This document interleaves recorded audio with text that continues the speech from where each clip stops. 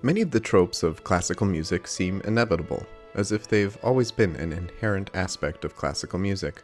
But even the most basic of musical ideas have their stylistic origins. One could more or less refer to these little figures as memes, and no, not the funny internet pictures, but the original definition of meme, which is an element of a culture or system of behavior passed from one individual to another by imitation or other non-genetic means. A few of these memes, as I will call them, gained their prominence from the Mannheim style or school of the mid-18th century. So influential was the city and court of Mannheim to the developmental reformation of music from the Baroque era into the classical era that it's hard to imagine how Western art music would have developed without the numerous techniques born out of the Mannheim style. While it's more or less well known among musicologists and historians the importance of the Mannheim school of thought on the development of the classical period of music, it is often overlooked by pretty much everyone else. For much of my personal music education, I heard loads about the so-called First Viennese School, with which we associate composers like Haydn, Mozart, or the early works of Beethoven. But it was some time until I heard about Mannheim, and even then it was only briefly mentioned. The reason for this is that a lot of the stylistic memes that would become synonymous with Mannheim were perfected in the First Viennese School. To our modern ears, the music of Mannheim's 18th century composers might seem quaint and simple compared to Mozart, Haydn, or the early works of Beethoven, but ultimately not worthy of closer inspection. But when we compare these two geographical spheres of classical composition, we are ultimately comparing the origins of a style with the perfected version of that style. If the classical period of music were a software release, Mannheim would be the beta release, while the Viennese school would be the stable, bug-free consumer release. So, who were the composers of Mannheim? Well, the most important of them was the Bohemian-born Johann Stamitz. Other notable composers of the Mannheim school were Johann Stamitz's son, Karl, and Johann Stamitz's contemporary, Franz Richter. In some way or another, most of the notable composers of Mannheim were connected to Johann Stamitz, which is why he's often considered the father of the Mannheim school. So before we get into the little bits of musical grammar or memes that were born out of the Mannheim style, I'd like to discuss some of the biggest things that came out of mid-18th century Mannheim. Prepare yourselves, this is some big deal stuff. First up, Sonata Form. Yes, that's right. The Sonata Form as we know it today has its origins in Mannheim. The sonata, while older, did not become ternary in its structure until the Mannheim school popularized recapitulating the exposition or A section as they might have seen it, as earlier works titled sonata were almost always written in binary form. Haydn would subsequently go on to perfect the sonata form, but his work wouldn't have had a foundation to build off of if it weren't for the Mannheim school. Next up we have the Symphony. Sonata form apparently wasn't enough for the Mannheim school.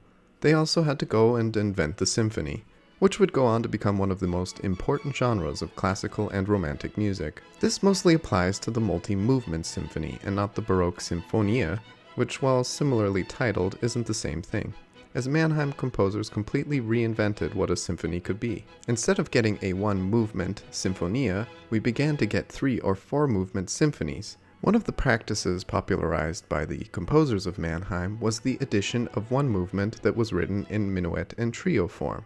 This would subsequently later evolve into the scherzo. These were probably the most important innovations of the Mannheim school, and considering they're still used even to this day, they're quite extraordinary. But here are some other innovations that are worth an honorable mention.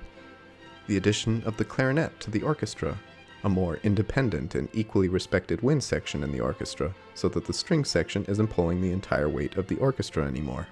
More pronounced crescendos and decrescendos in the orchestra, and just all around more dynamic complexity to the orchestra as a group. This is mostly due to the supposed technical prowess of the court orchestra of Mannheim, which was renowned for its military precision. The elimination of basso continuo, or figured bass. So put simply, while the music of the Baroque period was composed from the bass up, the composers of Mannheim placed less emphasis on the bass and more on melodies, or composed from the treble down. This inevitably led to a decline of concertmasters being cembalists guiding the orchestra and slowly saw the birth of the concertmaster being the first violinist. The next series of Mannheim innovations are what I would call classical memes, as in stylistic figures that would appear in countless works of classical music after their ubiquitous application in Mannheim. For a while it was said that these figures or tropes were developed in Mannheim, but countless musicologists argue that the principles go back a few decades earlier to the Italian operas of the early 18th century, and since said operas were popular and often performed in Mannheim during that period, it's easy to draw the conclusion that those stylistic traits were subsequently adopted by composers who resided in Mannheim. Due to the prominence and talent of the Mannheim Court Orchestra, the Mannheim School is what ultimately made these figures, or memes, popular across Europe, and this is why they are considered of Mannheim origin. The first and probably most famous of these classical memes is called the Mannheim Rocket. This is a quick ascending scale or arpeggio phrase that has been figuratively compared to a rocket firing up into the air. While we might consider this kind of an obvious thing, it wasn't really used in classical music until the Mannheim School popularized it. Let's listen to a few examples of the Mannheim Rocket in action. But first a quick note. For every Mannheim meme technique for which I will be showing examples, I will always start with an example from Johann Stamitz of the Mannheim School to show the origins of each technique. Most music educators just show an example from Mozart or Beethoven, but I want to show you the source, otherwise the origins of these techniques remain an abstract matter. So let's get into it.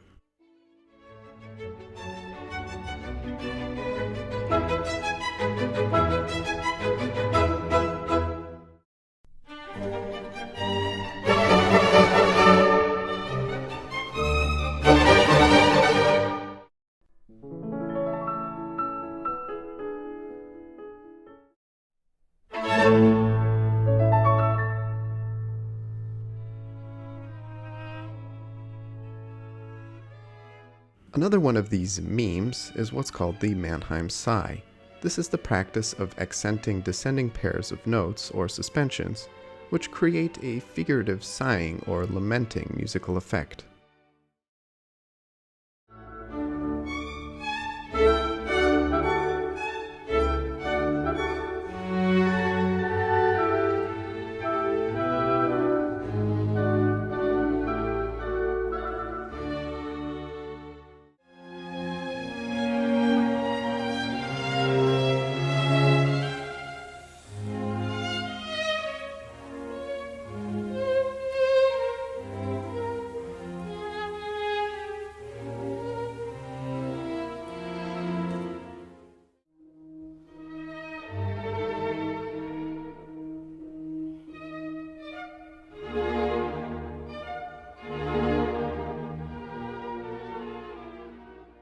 Another important technique of the Mannheim School is what was called the Mannheim birds. These are quick accenti grace notes, or appoggiatura, that give off a chirping effect.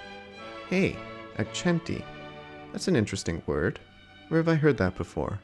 Oh yeah, I made a video about it. Check it out.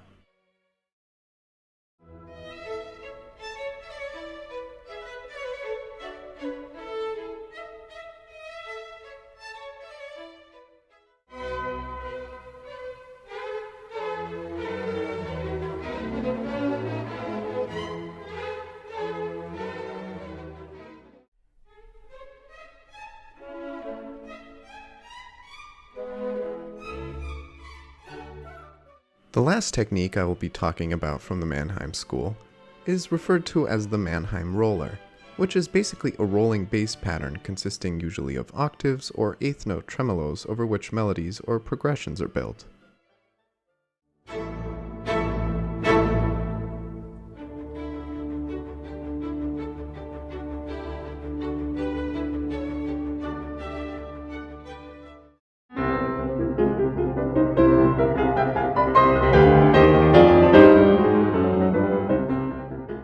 So I know this was a lot to take in, and these weren't even all of the innovations that came from the Mannheim School, as the Mannheim School was instrumental in developing several more dynamic innovations that became part of the standard modus operandi of classical composers. But with what I've laid out in this video, I think we can all agree that we owe a debt of gratitude to the beautiful music that was born out of the unique tastes of a few composers from Mannheim. Without the likes of Johann Stamitz or his contemporaries in Mannheim, it is doubtful that Mozart, Haydn, or even Beethoven as we know them would have written the kind of music they did. There would have been no first Viennese school if there wasn't a Mannheim school to precede it. Just imagine classical music today without the Sonata Form or the Symphony.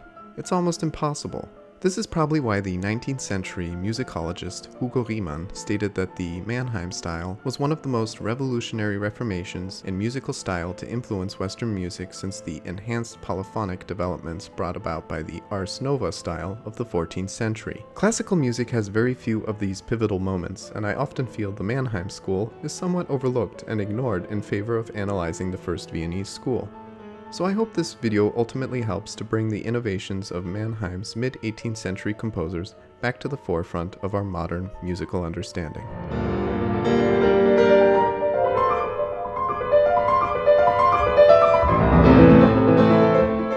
Did you like this video? Well, if you did, and want to level up your theoretical and compositional understanding of music, you're in luck, because I also offer online Zoom lessons. So if you want to learn more about music, the link to book a lesson is in the description.